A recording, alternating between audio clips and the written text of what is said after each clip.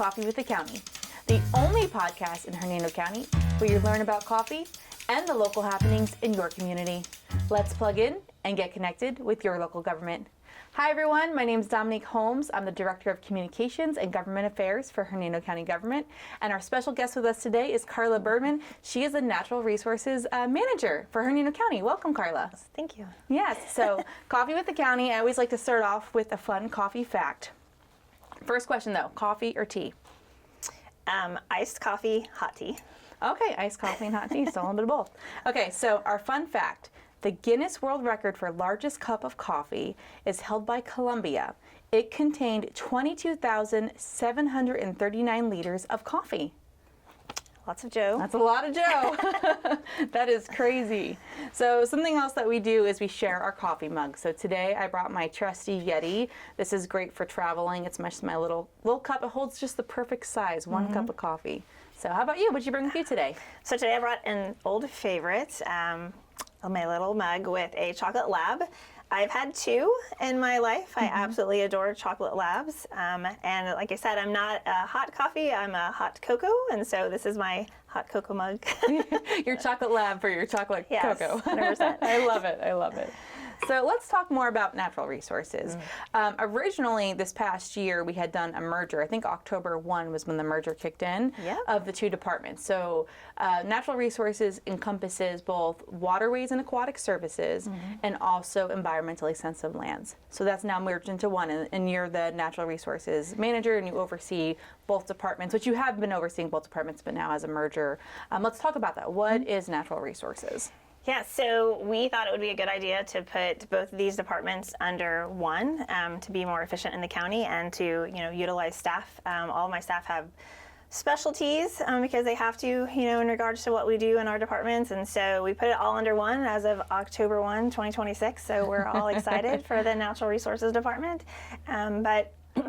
So what we do is we handle and manage all of the waterways for Hernando County, the navigable waterways in Hernando County, along with all of the preservation lands that we have. So that's we're awesome. tasked with making sure that they are functioning correctly, or if there's an issue out there, a blockage in our waterways, floating debris or whatnot, we'll go out there and handle that. We do all of our channel markers and our regulatory aids, making sure that you can navigate correctly and safely on the waterways.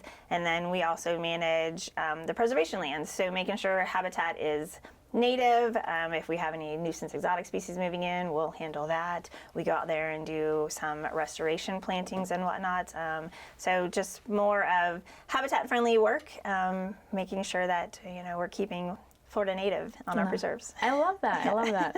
So speaking of you kind of mentioned the channel markers and keeping, our waterways clear.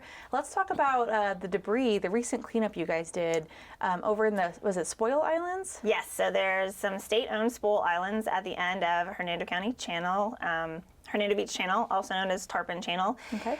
So those spoil islands collected a lot of debris from the two hurricanes we had last year, and there was a lot of citizen concern in regards to the amount of debris that was out there. And unfortunately, the county couldn't react as quickly as a lot of people would have liked because we don't own the land. So we worked with the Department of Environmental Protection to get authorization to go on those islands and to remove the debris. And so we were able to do that finally, which was wonderful. I think everybody like that visually now. It's a clean area coming into Hernando Beach. Oh, that's awesome. And I want citizens to know, we heard you. It's just a matter of us getting permission to go out there and clean it up. And one of the things that's really awesome, and I know our team worked with your team in regards to making an awesome video to kind of visualize that for the residents so they can see the cleanup process happen. The video got a lot of views and a lot of likes. It's just great that we're able to provide that for our residents in Hernando County.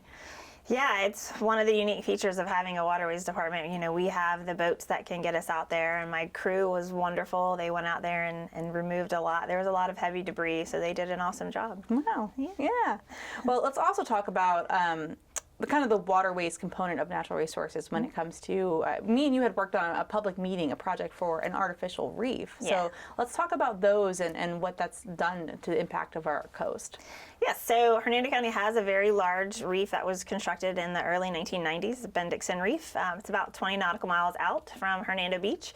It's 10 Army tanks that were, cleaned and properly put out there, placed, so it kind of just makes like a big circle. So if you are a scuba enthusiast or a fisherman, this reef is for both of you. You can go out there and look at everything that's grown on those tanks over the last several decades, and it's wonderful to see. There's a lot of marine wildlife down there too that calls it home, and so it's a really unique opportunity to see that kind of thing. We were able to create that, which is wonderful, and we are also now wanting to construct a couple more inland. So the Artificial Reef Project is through Restore funding, which is wonderful, and so it's going to allow us to do some nearshore reefs, some midshore, and some further outshores, kind of more towards Bend-Dixon. So we're going to construct 12 artificial reefs. They're going to be the reef balls out there in areas that are barren right now, which does not have any kind of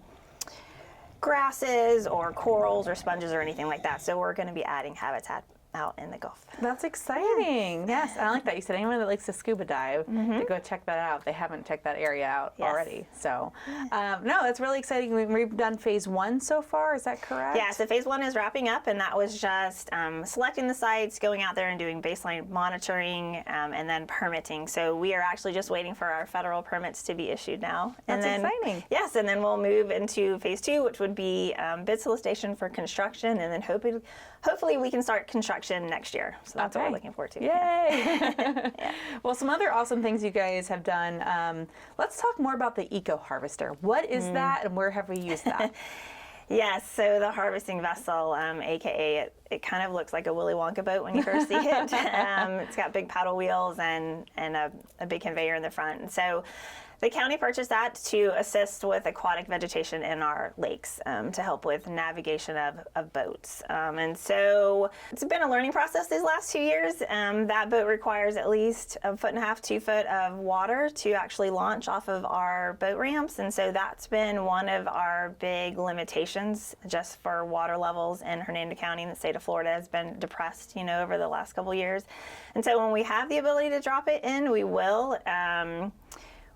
We're finally getting water levels back in, and we've also partnered with FWC to assist with some of these lakes that have a lot of vegetation or tussocks in there. So tussocks are essentially a large mat of vegetation that's stuck together, and it really causes issues. So at Lake Lindsay, we had a lot of tussocks out there that were blocking the boat ramp, so we couldn't even get into that lake. That was causing a lot of frustration with citizens, which we totally understood. So we contacted FWC and we're like, is there any way we can assist? And they actually had funding to come in and help us, and they've shredded the vegetation, the tussocks on that lake twice. They will actually be out there again this week in October, the end of October, to do a third shredding. In between those times, we've been able to put our harvester in there to collect whatever is floating. Nice. So we're, I think, at 10,000 plus pounds of being able to remove additional material outside of what FWC is shredding. And so we're hoping to finally get to a point where we can just use that boat to maintain Lake Lindsay, so we won't have those tussocks popping up like we do. But the good thing with FWC being so close and we work with them so wonderfully is that they are there to assist. So hopefully if we do get in a situation where we need them again, they'll be more than willing to help. Right. I love the partnership and collaboration, and it makes it easier for citizens to be able to access these beautiful parks and lakes, and we're going to segue into environmentally sensitive lands here soon, but I love that, this partnership comes together so we can make things more easy for citizens to enjoy our beautiful county. Yes. So, speaking of environmentally sensitive lands, that is a big word. Yes, Tongue ESL. twister. ESL would be used internally for short, but we have, I think, is it 5? Do we have 5? We have 5 preserves. 5 preserves. Okay. Yes. And so let's talk more about what you guys do in the preserves for the county. Yes. So our main task is just to make sure that those preserves are functioning naturally. So we're not going to have any nuisance exotic species coming in, that being vegetation, plants, or wildlife. Do we have a wild hog situation coming in? And we're starting to see them move a little bit more, but fortunately we don't. We do have plants that we are addressing right now. So Kogan grass, which you'll see along roadways. It's not native. We don't want it in there, and it'll take over fast. Caesar weed, which sticks to your feet and your socks when you're walking. So just situations like that, we're going in there, we're spraying. If we have the ability to hand pull, if it's a small patch, we'll do that instead of spraying. But sometimes we have a larger one where we have to actually put in some herbicides in order to address them. Yeah. Okay. So that's what we're doing now. We also use other types of means to control plants like that. So prescribed burns, we do a lot. We did a prescribed burn in Lake Townsend 2.5 years ago. And we're working with the forestry department right now to get one done again at the end, hopefully by the end of 25. Hopefully in November, we're going to do another prescribed burn. And that, again, is just to help with the plants that we don't want out there. Also to do a reset of our habitat. So, Florida is, we do have natural wildfires in Florida. That will come in and do a reset, and then all of a sudden you see all of this wonderful growth popping in.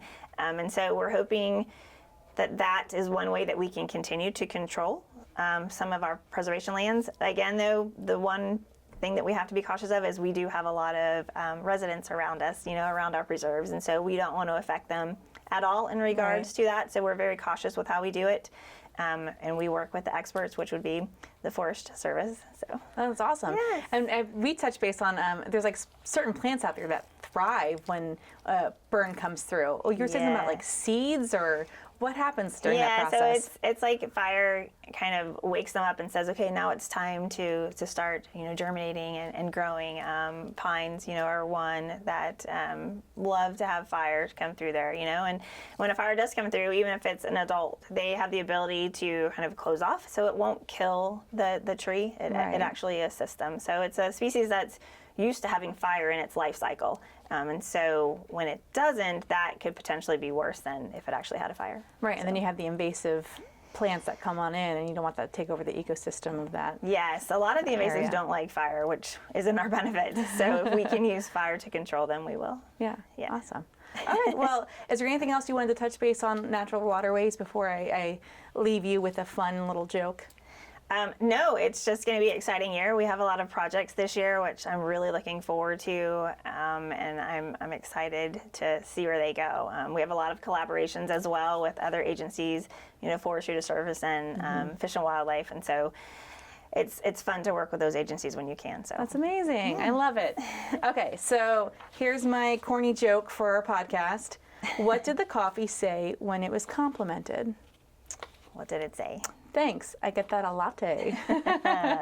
Thank you, Carla, for joining us today. Thank you. And thank you, everyone, for tuning in to Coffee with the County. Take care.